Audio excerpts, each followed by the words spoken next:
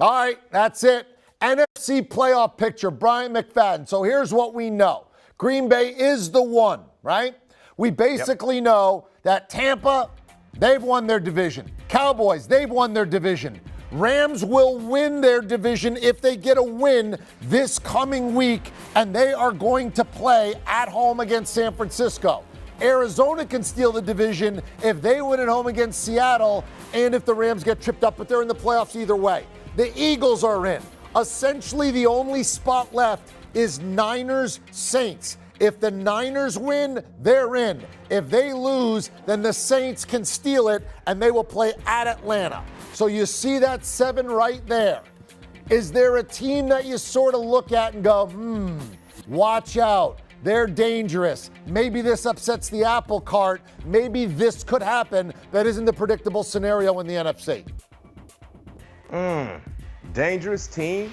Clearly, that's not in the top 4 currently as we see the seeds right now. Wow.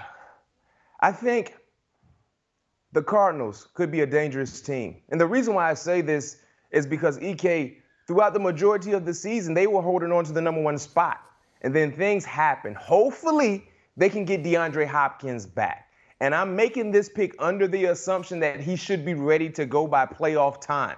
If he's ready to go, no issues with his injury, he instantly improves the offense. So they have the pedigree to be able to make a run, cause some issues in the postseason. They just got to get healthy. So me personally, I think the Cardinals definitely, they will have a shot to do some damage in the playoffs if they can get all their quality key components back in the lineup. You know, Connor's not healthy. Like I said, DeAndre Hopkins means a lot. If he's there when the playoffs starts, I think that's the team you got to be on the lookout for. And if you look at it, there's a very good chance that Arizona could be starting their playoff run in Dallas where they were in week 17, and they just beat the Cowboys. If the Rams win at home, then Arizona is going to be that 5 seed, and basically Dallas is going to be the 4 seed, and they're going to play each other. So do not be surprised. We're going to need some upsets to happen for it not to be Arizona going back to Dallas that first weekend in the playoffs. Should be a lot of fun in the NFC. All right. Also, when you look at what's happening and what we're doing in the NFC, do you have a second team? You have a team you think is maybe a little overrated in the NFC that you sort of think that you don't like as much as maybe some of the other experts? I think the Rams are a bit overrated. I do believe they have enough to win their division, which will be a huge achievement based on how well Arizona was playing throughout the majority of the season. But the reason why I believe that the Rams could be a bit fraudulent is because of the quarterback play. For 2 straight weeks now, we're seeing some inconsistent bad play from Matthew Stafford. He was supposed to be the final piece to the puzzle for them to be able to make that extensive run to get to a championship. And now he's looking like a liability, to say the least, based on how inconsistent he's been playing. They had enough to be able to beat the Baltimore Ravens. But if you look at how he struggled against Minnesota, if you look at how he struggled this week against the Baltimore Ravens, you have to be a bit concerned. And if he continues to play that way into the postseason, yes, all the hype they've had throughout the year, all the additions, won't mean anything if he's not playing good football. All right. So here we are in the NFC. You know Green Bay is the 1 seed and really 1 spot left. If the Niners lose and the Saints win, the Saints would steal it. Saints are going to Atlanta. 49ers going to the Rams. Unless both of those things happen, it will be the Niners. And you see on the left, those are your 7 teams that will represent the NFC. All right, the AFC shaping up nicely. And looky who's on top. The Tennessee Titans, and all they have to do is beat Houston, and they're the 1 seed. That's right. The Titans they're going to have to be a major upset for them not to be the 1 seed and be the only team that has a bye, week off, playing at home. The road to the Super Bowl may be going through the great state of Tennessee. Chiefs, Bengals, they are division winners. Bills win the division if they beat the Jets next week. If the Jets upset the Bills, the Patriots can steal the division by beating Miami. Colts, They play the Jags. If they beat the Jags, they're in. So even though the Colts lost today to the Raiders, it's really not going to hurt them. All they have to do is beat Jacksonville, lowly Jacksonville, and the Colts are in. If the Colts beat Jacksonville, then that final spot, it's a play-in game. Chargers, Raiders, who play each other in Vegas. Winners in, losers out. All right, can you believe Tennessee's the 1 seed? Like, I mean, let's just start, right? Tennessee, I mean, I got to feel, in my family, we say it out loud. The Tennessee Titans, who have played without Derrick Henry, who most people can't name their wide receivers who have played this year because A.J. Brown's been out, Julio Jones has been out. I mean, how are they doing it?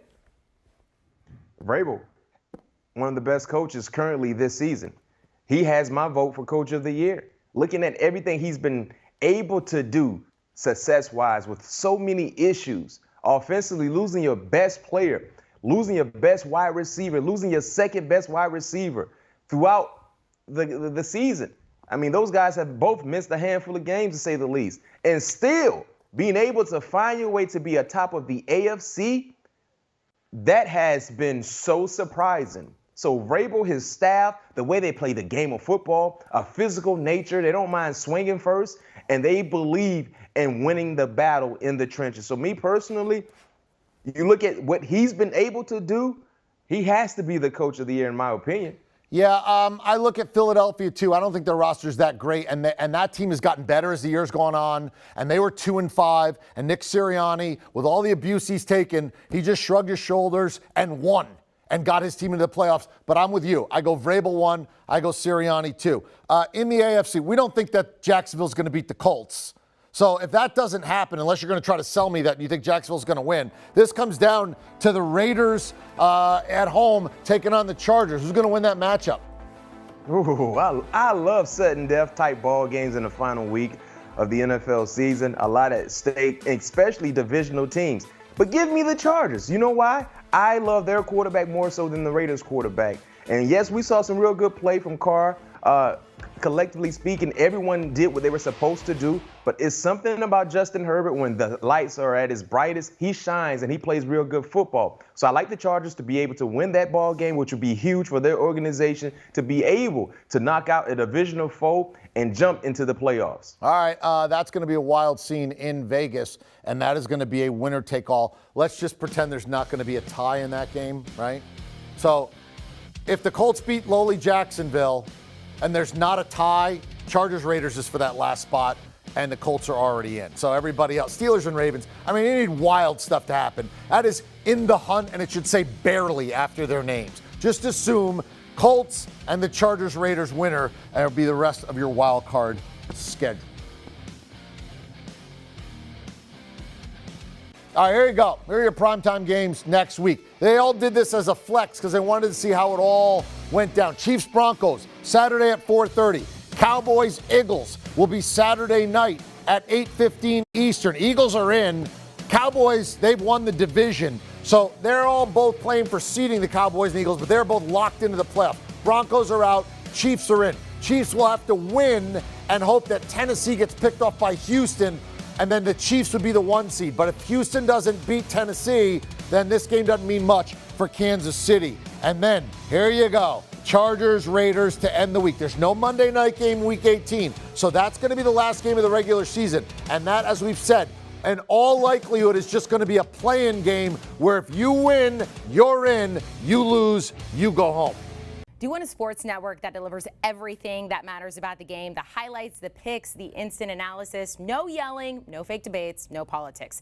Hit the subscribe button and never miss a moment.